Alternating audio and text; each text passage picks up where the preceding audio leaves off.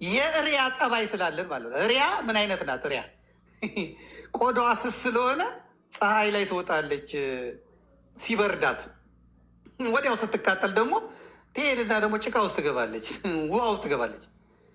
ከዛ ደግሞ ሲቀዘቅዛት ሩጣ ወጣ ደግሞ ፀሐይ ላይ ትወጣለች። የእሪያ እጥበት የሚባለው ለዚህ ነው። አንዳንድ ኃጢአት የሚበረታባቸውን ወዲያ የሚሆንባቸውን የእሪያ እጥበት ይሉታል። ንስሐ ይገባል፣ ወዲያው ኃጢአት ይሰራል፣ ከዛ ንስሐ ይገባል፣ ከዛ ኃጢአት ይሰራል። እንደዚህ እያለ የሚኖር ማለት ነው። የእኛ ሰው እንደዛ ነው።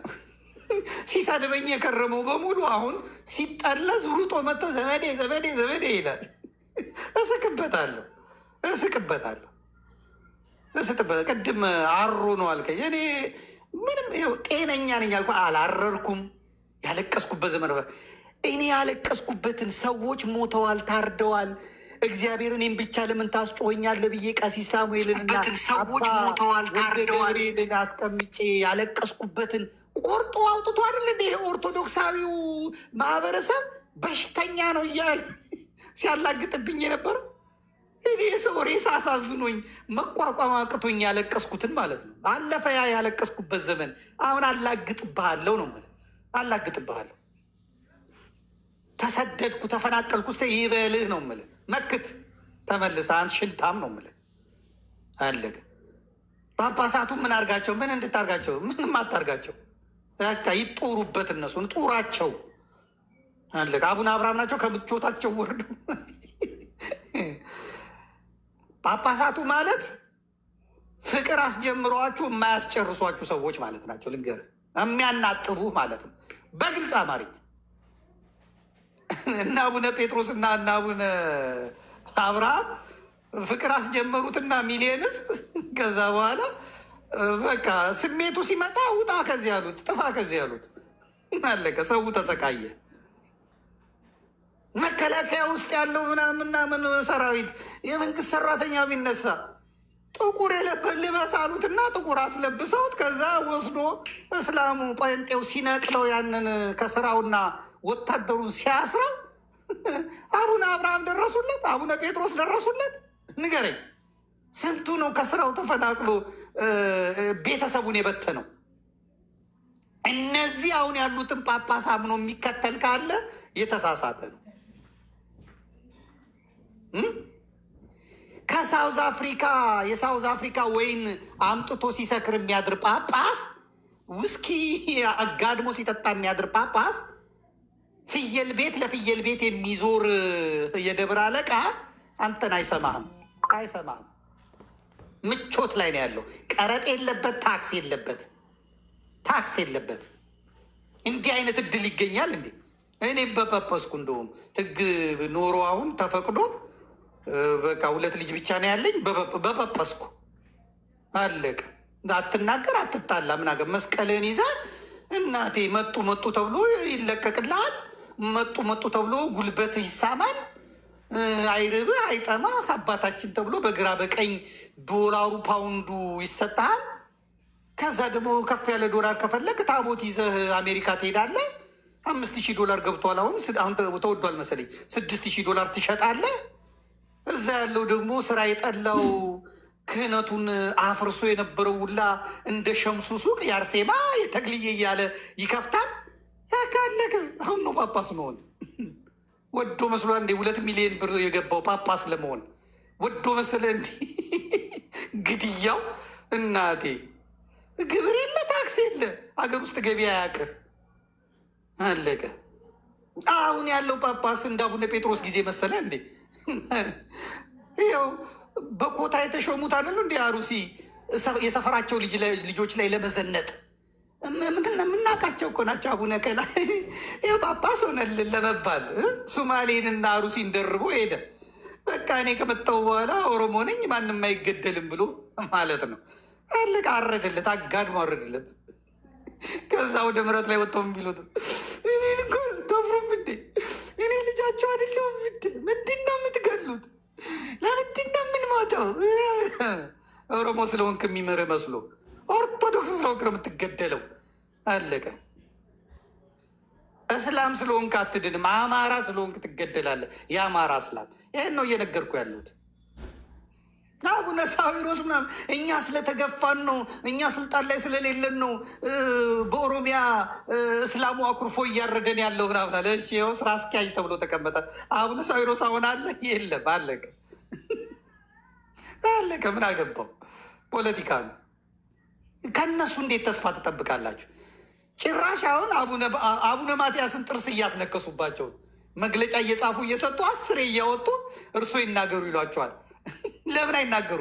ያኔ እንደዚህ አይነት ችግር ሲደርስ አቡነ ማትያስ እንዳይናገሩ አፋቸው ተይዞ ማይክ ተከልክለው አቡነ አብርሃም እና አቡነ ጴጥሮስ አልነበሩ እንዴ ጀግና ጀግና ሲጫወቱ የነበሩት? ዛሬ አቡነ ዲዮስቆሮስ እና አቡነ ማትያስን አጋፍጠው እነሱ ለምንድን የተደበቁት? በአቡነ ማትያስ ምትክ ትግሬ እየተሰደበ ነው። ከዛ ወያኔ ስለሆኑ ይኸው በኦሮሚያ ውስጥ ሰላም እንዳይኖር ሊበጠብጡ ነው ልታሰኝ ነው። እሳቸው ግን የኃላፊነታቸውን እየተወጡ ነው። እውነቱ ይሄ አለቀ። የታል ሰባኪው? የታለ ነው የምልህ። አሁን እኔ ጳውሎስ የታለ ነው የምልህ። ምረታብ ጠፍቷል። የለም የለም። ሄኖክ የታለ ነው የምልህ። የታለ ሄኖክ? አሁን ካናዳ ቶሮንቶ ነው ያለው አይደል? ይኸው እየሰማኝ ነው፣ ቁጭ ብሏል። የሄኖክ ተከታዮች ለምንድን ነው ሴቶች የሆኑት? እንደነሱ ሜካፕ ስለሚቀባ እንደነሱ ሴት ስለመሰላቸው ሴት ወይዘሮ ስለመሰላቸው ሌላ ነገር የለውም። ሌላ ነገር የለውም። አለቀ። እኔ ጠላትህ ነኝ። እኔማ የሀረርጌ መራታ እብድ የት ትሰማኛለህ? ቀልብ እንጂ ይህንን የወንድ መጫት የወንድ አራስ ቀልብ እንጂ ቀልብ። እኔማ ሰው ድሃ ተበደለ ፍርድ ተጓደለ እያልኩ እየጾሁ እብድ ነኝ እኔ ሳልፍ ያን ጊዜ እኔ መሞቴ ቀርማውን ቀኔም ደርሷል። እያረጀሁልህ ነው። 2 ፂም ሽበት አውጥቻለሁ። እኔን ትገላገለኛለህ። ግድ የለም። እንዱ ዘላለም እንዴት እንደሚያስቀናኝ አሁን ወንድሜ ዘላለም እንዴት እንደሚያስቀናኝ ተገላገለ። አሮ ከስሎ ተገላገለ። አለቀ። እና እዚህ ሰብስባችሁ ሴቱን አታደንዝዙት። ወደ ቤተሰቦቻችሁ ደውሉ። ገንዘብ አትላኩላቸው። ራስን አድን በሉት። የመጨረሻ ልንገራችሁ፣ የመጨረሻ የራማ ኪዳነ ምሕረት አስተዳዳሪ የነበሩት አባት ላሊበላን ሲያስተዳድሩ አርፈዋል መሰለኝ። አባማን ናቸው። ላሊበላ ኢያቄም ዋና መንፈሳዊ ጉዞ ማህበር ይዤ ሄጄ እፈልግሃለሁ ና በሉት ብለው እሄዳለሁ እሳቸው ጋር ማለት ነው። የልደት ቀን ከሰዓት በኋላ ማለት ነው። ታኅሳስ 29 ቀን ነው እና ሄድኩኝና ከዚህ በፊትም ስለነገርኩ ሌላ ቦታ ከሰማችሁት ብዬ ነው። እና እኔ ገባሁ። ተፈልግሃል ና ግባ ዘመድ ያሉኝ። እሺ አልኩኝ። ምን ሊሉኝ ነው ብዬ ስገባ አንዲት የደም ስሯ ውስጥ ደሟ ሲሯሯጥ የሚታይ ቀይ ልጅ ስልል ልጅ ቆንጆ ፀጉሯ ሉጫ እንዲ ከወገቧ በታች የት የሚደርስ ግንባሯ ላይ ያሉት ደም ስሮቿ የሚታዩ ልጅ ከአንድ መነኩሴ ጋር ቁጭ ብላለች እና በጣም ታለቅሳለች። ሰውየው ሊያጽናኗት ይሞክራሉ። ከዛ እኔ አጠገባቸው እንደዚህ ራቅ ብዬ ተቀመጥኩኝ። ከዛ መነኩሴው ያቁኛል። ዘመዴ እንኳን መጣህ እንኳን ደህና። እኔ አላቃቸውም ሰውየው። በቃ እኔ አሁን አባታችን ጋር ገባለሁ እስከወጣ ድረስ ወንድሜ ነው። በጣም እንደ መካሪ ነው፣ ሰባኪ ነው። እንደ እሱን ስሚው፣ ለእኔ ነገርሽኝ ለእሱ ንገሪው ይሏታል። እንዴ አባታችን ካህን እኮ አለው ስለ ከክህነት ጋር የሚያዝ አይደለም። በጣም ችግር ላይ ናት። እዚህ ነው ያገኘኋት፣ ምከራት አሉ። እሺ ምቸገር ያልኩና እንግዲህ ያው ፍቅረኛ ምናምን ይሆናል የራሱ ጉዳይ። አስነጥሳታለሁ፣ እነግራታለሁ። ታዩ ነው ምላት ተበዛም ምናምን ብዬ ምንድን ነው ችግሩ ስላት ነገረችኝ። ይኸው አሜሪካ ከሄድኩ ይህን ያህል ጊዜ ነው። በቃ እኔ ብቻ ነኝ እዛ ሄድኩት። ለቤተሰቦቼ ልካለሁ፣ እንደዚህ ያደርጋለሁ፣ እንደዚህ ይላለሁ። ይኸው አሁን በስንት ጊዜ መጥቼ ባይ ቤቱን እናድሳለን ብለው ያው እኔ የነበርኩት ቤት ነው አልታደሰም። ስንት ሺህ ዶላር ልክ ያለው መኪና ገዝተን እየሰራን ነው ብለው አሁን ስመጣ በቃ መኪናዋ ተገልብጣ ጠፋች አሉኝ። እና በቃ እንዶ ጨነቀኝ። አባታችን እንዲጸልዩልኝ ነው። ራማ ኪዳነ ምሕረት ነው የማውቃቸው አለኝ። አባታችን ጋር ልታጸልይ ነው አልኳቸው። በአሁን አንቺ ውጪ፣ ስልኬን ያዥ፣ ይኸው ውጪ። ይሄ በአባታችን ምክር አይደለም የሚመለሰው፣ ይሄ በእኔ ምክር ነው። ይሄ አባታችን ጸሎት አይመልሰውም። ለዚህ ስፔሻሊስቱ እኔ ነኝ አልኳት። በቃ አለቀ። የመጣው ይምጣ። ኧረ እባክህ አለችኛው። በቃ ይሄ ለእኔ ነው የተገለጠው። እኔ ነኝ የምመክርሽ። ዳይ ቤተ ጊዮርጊስ ጋር አሁን ገብቼ ስወጣ ጠብቂኝ። ቤተ ጊዮርጊስ ጋር እንሄዳለን። እኔ ነበርኩ ተረኛው። አሁን ተረኛ እኔ እገባለሁ፣ አንቺ ትጠብቂያለሽ። እኔ እመክርሻለሁ። በጣም እንዲሁም በህልሜ አይቼ ነበር። በጣም ነው የምገልጥልሽ። በጣም ለዚህ ነው እግዚአብሔር ያመጣኝ አልኩና እኔ አባታችን ጋር ገብቼ የምነጋገረውን ተነጋግረን ይዣት ቤተ ጊዮርጊስ ጋር ሄድኩኝ። ቁጭ አደረኩና መከርኳት። የተገለጠልኝ በቃ ከሌሊቱ የሆነ ሰዓት ጠቀስኩኝ። ምን አገባኝ?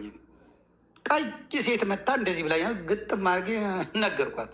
ያው የሚፈለገው ይሄ ስለሆነ ምን ላድርግ? እንደሄድሽ አሜሪካ አሁን የቤት እንደሄድሽ ምንም አታሳይ። የቤት አሜሪካ እንደሄድሽ ስልክሽን ቀይሪ፣ አድራሻሽን አጥፊ፣ አለቀ። እዛ ቦይ ፍሬንድ አለሽ? አዎ አለኝ። አግቢው፣ ውለጂ። ቤተሰቦችሽን ሲኦል የከተትሽ አንቺ ነሽ። መከራ ላይ የዳረግሽ አንቺ ነሽ። አንቺ እየሰራሽ እነሱ እንዳይሰሩ ሽባ አደረግሻቸው። ወንድሟ ከቤቱ ሲወጣ ሱሪው የ3,000 ብር ነው፣ ሸሚዙ 1,000 ብር ነው፣ ሞባይሉ የ20-30 ብር ነው። በወቅቱ ሲወጣ ራሱ ከቤቱ ሲወጣ 40,000 ብር ሆኖ ነው የሚወጣው ሰውየው። ሰርቶ አይደለም። ይቺ ልካ ጓደኞች፣ ልጆች፣ እህቶቿ ዘንጠው ነው የሚኖሩት። ስለዚህ ሽባ ያደረግሻቸው አንቺ ነሽ። አለቀ። ጥፊ። መብራቱን ስታጠፊው ከዛ በኋላ ከጨለማው ለመውጣት ይሮጣሉ። አለቀ። ዳይ ይሄን ካደረሽ ውጤታማ ነው የምትሆኙ። ይህን ደግሞ እኔ ያው ተገልጦ ቀይ ሴትዮ ናት በህልሜ ነገረችኝ። ተገልጦልኛል። ዳይ ቀጥ ያልኳት። አለቀ። ይሄ በቃ ህልም የሚያልም ስለሆነ እሺ አለች፣ ሄደች። አለቀ። ስልኳን አጠፋች፣ አድራሿን አጠፋች። አሜሪካ ኤምባሲ ቢሄዱ ምን ቢሉ የለም። እናቴ ረሃብ መጣ። ረሃብ ሲመጣ ወንዶቹ ወደ ሩጫ፣ ሴቶቹ ወደ ሩጫ፣ ወደ ትምህርት ምናምን ምናምን። አለቀ። ልጅቷም ወፈረች፣ አገባች፣ 2 ወለደች። በ8ኛ ዓመቱ ደወለችላቸው። ምንም ከአንቺ አንፈልግም፣ አይንሽን ብቻ እንየው አሏት። ልጆቿንና ባሏን ይዛ ሄደች። ቤቱ ተቀይሮ እነዛ ቤተሰብ ተቀይሮ አየች። አንዳንድ ጊዜ ቤተሰብ እርዳታ ሀገር ያጠፋል። እርዳታ ቤተሰብ ሽባ ያደርጋል። ስንት እህቶች አሉ አሁን አረብ ሀገር 20 ዓመት 15 ዓመት አልወለዱ፣ አላገቡ። እናቴን አባቴን ወንድሜን እያስተማቴን እየረዳው ምናምን እያሉ ማለት ነው። እነሱስ ቤተሰብ ነው የሚረዱት። አለ ደግሞ አንዳንዱ በመከራ ወጥታ እዛ ሄዳ በዋትሳፕ እና በፌስቡክ ሜሴንጀር ሀይኔ ቆንጆ ማር ስዊቲ ስላላት ልቧ ፍስስ ብሎ ገንዘቧን ለማታውቀው ጎረምሳ 17 የፌስቡክ አካውንት ከፍቶ 17 ሴቶች የሚግጥ ፈሪሃ እግዚአብሔር የሌለው አውሬ ባለበት ሀገር ማለት ነው። ስለዚህ የመጀመሪያዋን እንያዝ። አዳራ እንትን እንዴት ሰውን እናንቃው? ምንም አንቂ እግዚአብሔር ነው። ተስፋ የሚቆርጡትን እንዴት ተስፋ እናቆርጠው? የበለጠ ተስፋ አስቆርጠው። የመጣበትን መከራ እሳት አሳየው። አለቀ። አይቀርልም ትታረዳለህ ብለህ የታረደውን አሳየው። በቃ አለቀ። አጠገቡ የዋሃቢ እስላም ጎረቤቱ ያለ ክላሽ ገዝታ አስቀምጥ በለው። ክላሽ ብታጣ ሰይፍ ገዝታ አስቀምጥ በለው። ሲመጣ ገለኸው ሙት በለው፣ ትጸድቃለህ በለው። አለቀ። መንግስት ነው ያዘዘው፣ መንግስታዊ ትእዛዝ ስለሆነ ማለት ነው። አለቀ። ጄኖሳይድ የሚባለው እኮ ክህደት ሲጀመር ነው። ይህ ሁላ ህዝብ እየተጨፈጨፈ ማለት ነው። ከዛ ቤተ ክርስቲያን ተቃጥሎና ናስራ ሳይ እንዳትሰራ ድንኳን ውስጥ ሆኖ ያምልክ፣ ቆርቆሮ ቤት ውስጥ ሆኖ ያምልክ። አለቀ። ሁሉም መደሄት የለበትም። አሜሪካ ያለው ለምን ይደህያል? አውሮፓ ያለው ለምን ይደህያል? ከዚያ ደግሞ እነሱ ለወገን ሽጥ፣ ከዚያ በኋላ ለሌላ ሽጥ ለወገን ግዛ ብለው አይደለ መጽሐፍ ያሳተሙት የውሃቢ እስላሞቹ። ከዛ አንተ ደግሞ ክርስቲያን መርጠህ ግዛ፣ ለክርስቲያን ለእስላም ሽጥ፣ ከክርስቲያን ግዛ። ካውንተር አታክ ነው። መልሰህ አድርገው። ስናገረው ይዘገንናል። አዎ ካልዘገነነ አይሆንም ነው እያልኩ ያሉት። ከስልጤ መጥቶ አጠገብህ ኪዮስክ ከፍቶ ከዛ የሆነ ጎረቤት ክርስቲያን ደግሞ ይከፍታል። ከዚያ አንተ የምታደረጀው ሸምሱን ነው። ሸምሱ ቆይቶ ቤቱን ይገዛል የተከራየውን፣ ከዛ መስጊድ ያደርገዋል። አለቀ። ከዛ ክርስቲያኑ ጋር አንተ ሄደ ጠንቋይ ቤት አይጥ፣ የተገነዘ አይጥ፣ የተቆሎመመ ዶሮ፣ ጎብስማ ጧት ጧት እየሄድክ እዛ ሱቅ በራፍ ላይ ትረጫለህ። ምቀኛ እንደኛ ምቀኛ አለ እንዴ? ደግሞ እንደኛ ሰይጣናም አለ እንዴ? ደግሞ ለአራጁ ቢለዋ የሚገዛ ህዝብ እኮ ነው ያለው። ከዚህ በኋላ ከፍለ ነው የምትሰማኝ አልኩ። አዳሜ ከፍለ ነው የምትሰማኝ። የግድን ከፍለ ትሰማኛለህ። ከፍለ እምቢ ካልክ ደግሞ የሆነ ቀሲስ አሉልህ እዚህ እነ መምህር እግዚአብሔር መቼም እስከ መቼ ነው አባቶቻችን እረኞቻቸውን የማይጠብቁ? እንደ መቤቴ እንደ ትፍረድባቸው። እንደ እዛ ተና አባ ጋር ተነ መምህር ኤፍሬም ጋር እንደዚህ እያላችሁ ትቀጥላላችሁ ማለት ወዳችኋለሁ። ሁላችሁንም ጥያቄ ካለ መልሳለሁ፣ ከሌለ ልሰናበት። ጥያቄ ካለ ግን እንዳትደብቅ፣ ይጠይቁኝ። ጥያቄ እንኳን የለንም። አንድ ጥያቄ ብቻ ልጠይቅና በዚያው ይሄን መልሰልኝ ትሄዳለህ ማለት ነው። መምህር ስብከት እንዳያደርጉብኝ አደረ። አይደለም ስብከት ሳይሆን በጣም አጭር ጥያቄ ነው የምጠይቀው። አንደኛ በጣም ረዥም ሰዓት ነው ሀሳብን የገለጽክ፣ ሰምተናል፣ ወስደውን ወስደናል። ጥያቄ ምንድን ነው? እንዲያው እያንዳንዳችን ምናልባት አንተ ቀደም ብለህ በሚዲያው በኩልም ስላገኘንህ እናውቃለን፣ ሀሳብክንም ለቤተክርስቲያን ያለህን ቆራጥነትም እናደንቃለን። ግን ለሚዲያው ቅርብ ስላልሆነ እያንዳንዱን ሰው ታውቀዋለህ ብዬ አላስብም እና በረሃ ተሰዶ ብዙ መስዋዕትነት የከፈለ እስከ ሞት ድረስ ጉባኤ ቤት ፈቶ የሚሰደድ በጣም ብዙ ቆራጥ መምህራን አሉና አንተም ሀሳብህን በነፃነት የገለጽክ ይህን ሚዲያ አግኝተው ነው። በሚዲያው ሀሳባችንን አሁን አንተ ስትለው የነበረውን ሀሳብ ነው ስንደግሞ የሰነበት ነው ሁላችንም የምንለውም ነገም ከነገ በኋላም እና አሁን በተረዳሁት ልክ ሁሉንም ጀጅ አድርጎ በቃ ይሄ ማንም ምንም የለም ብሎ የራስን ትክክለኝነት ብቻ መግለጽ ይመስላል እና ከምን አንጻር ነው እንደዚያ የተሄደው? የሌሎቻችን ድካምስ የት ላይ ይውደቅ? እንዲያው አሸበልባይ ከቤተ ክርስቲያን ምጽዋት እየተቀበለ ዝም ብሎ ራሱን አታሎ የሚኖር ጅላጅል ሆነ ሁሉ መምህር በአንተ አገላለጽ በተረዳሁት ልክና እንደ አንድ ወንድም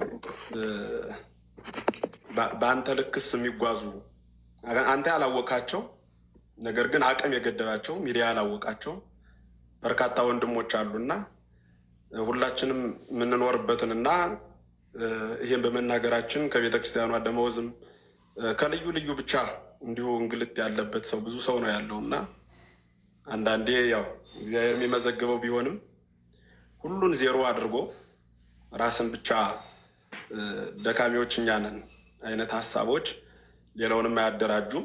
እንኳን ወደፊት ሊሰዱ ከዚሁ የሀሳብ መቆላለፎች እንዳይመጡና ከምን አንጻር ነው ይሄ ሀሳብ ምናልባት ለእኔ እስካሁን ስሰማ እንደዚያ ነው የታየኝና ሁሉንም ቀብሮ ራስን ብቻ የሀሳብ ባለቤት የማድረግ አይነት ስሜት ተሰማኝ። ስቸ ከሆነ አርመኸኝ፣ ልክ ከሆኑ ግን እንድትመልስልኝ ይፈልግ። በጣም ጥሩ ትክክለኛ ጥያቄ ነው። የተጠየቅኩት ስለ እኔ ነው፣ የማወራው ስለ እኔ ነው። እሞቅ ሰው ደግሞ በዛ መስመር አልሄዱም ብዬ ነው እሞቅሳቸው ሰዎች ከኔ ጋር የሚሰሩ ስማቸው የማይገለጥ ጀግናሉ። በረሃ የወረዱ ተማሪዎቻቸውን ይዘው እኮ ጫካ ያሉ አሉ።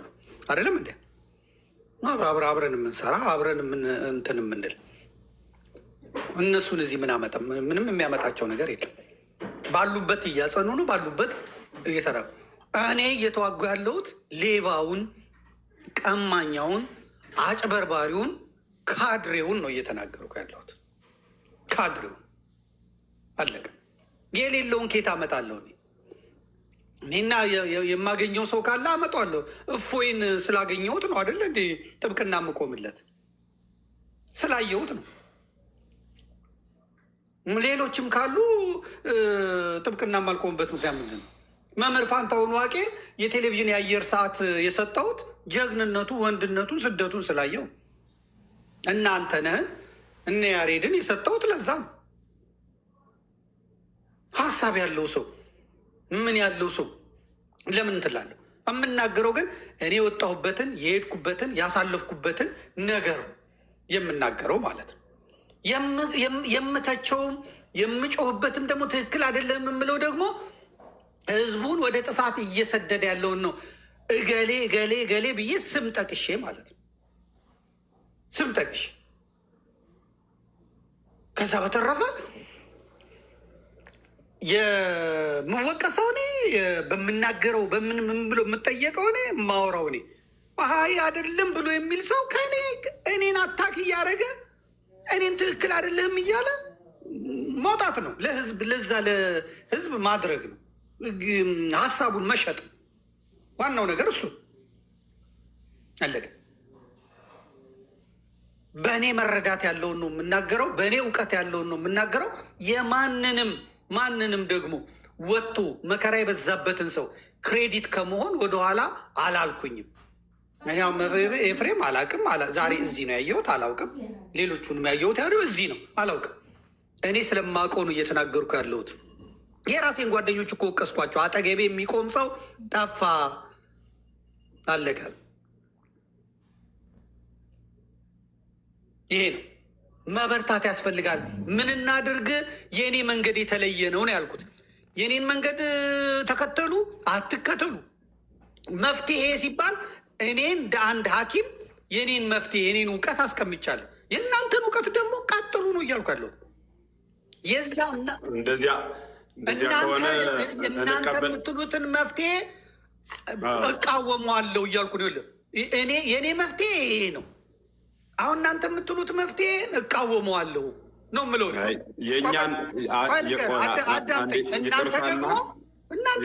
እናንተ ማስረዳት ነው የሚመቸው።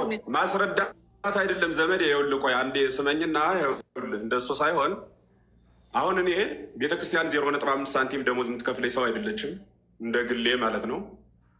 ስለ ቤተክርስቲያኗ በክርስቲያኖች ዘንድና በቤተክርስቲያኗ ዘንድ በክርስቶስ ዘንድ ትርፍን ማግኘት እንጂ 0.5 ሳንቲም ከማንም ሂሳብ ሰርተን አይደለም ቤተክርስቲያን የምናገለግለው። በዚያ ልክ ደግሞ መዝጋቢ እግዚአብሔር ነው። ቅድም እንዳልሁህ እየደከምን ነው። እና አንደኛ አሁን እኔ በጣም ቅር ያለኝ ምንድን ነው ቅር ያለህ ካልኸኝ፣ እናንተን እቃወማችኋለሁ ያልህ ሀሳባችን በፍጹም አልሰማህም። ሀሳብ ልንነግርህ ስንል ስብከት አታድርጉት ትላለህ። ረዥም ሀሳብ ታመጣና የእኛን ሀሳብ አልሰማህም፣ ግን ለሀሳባችን ተቃዋሚ ነህ። ራሳችሁን ጠብቁ፣ በያላችሁበት ተደራጁ፣ ሀብታችሁን ሀሳባችሁን አስፉ፣ ማልቀስ ይብቃ የእኛ መልእክት ነው። ቀኝን ሲመታ ግራህን ስጥ የሚል ለወንድም እንጂ ለጠላት የተነገረ ቃል አይደለም። አሩስ ላይ ብቻ ሳይሆን ነገም አንተ ቤተክርስቲያን ላይ ላለመምጣቱ ዋስትና የለህም። መምህራን እንቃ፣ አንድነታችን ይጠንክር፣ በጋራ የመጣን ጠላት በጋራ እንከላከል። ዕለት ዕለት የምናስተላልፈው መልእክት ነው። እንደ መምህር ፊት ሆነን እየመራን ሞትም ቢመጣ ለመቀበል ዝግጁ ሆነን የትም ሀገር ሂደን ምሽግ ይዘን ሳይሆን ኢትዮጵያ ውስጥ ተቀምጠን በሚፈልገው ቦታ ቢመጣም እስከ ሞት ራሳችን አዘጋጅተን በየመድረኩ በሊሃ ልሳን በሆነ በጥራዝ ነጠቅነት ሳይሆን የቤተክርስቲያንን ቃል መሰረት ባደረገ መልክ እንደ ምዕመን እያስተማርን ነው። እንደ አርአያ እንደ አብነት አድርገህ የነገሌን ስብከት እየሰማችሁ ወይ ገሌን ብሎ ሀሳባችን ሳትሰማ ሳንረዳ፣ ለምሳሌ ሀሳብህ ከሀሳቤ ጋር በርካታው ተመሳሳይ ነው። ሀሳባችሁ ተቃዋሚ ነኝ አልኸኝ፣ ግን አልሰማኝም። ብቸኛ አማራጭ በዚህ ዘመን ማልቀሱ፣ መጮሁ፣ አሩሲ ሰው ሞተ፣ ተደበደበ፣ አለቀ፣ ቆሰለ ማለት ሳይሆን በክንዳችን ሰላማችንና መብታችን ማስከበር ነው የሚለው መልእክት ሰፊ ከተማው ላይ እየኖርነ የዕለት ዕለት የዘወትር ስራችን ነው። በመንግስት አይን ውስጥ ገብተን ዕለት ዕለት አደን እየተደረገብን በስርዓተ ቤተ ክርስቲያኑ ያላስተማርንህን ተናገርህ ብለው ግፊት እያደረጉ በብዙዎቻችን ላይ ደግሞ እንዲሁ በወንድማማቾች መካከል ስንገናኝ የመፍትሄ ሀሳብ በምንለዋወጥበት ጊዜ ሀሳባችንን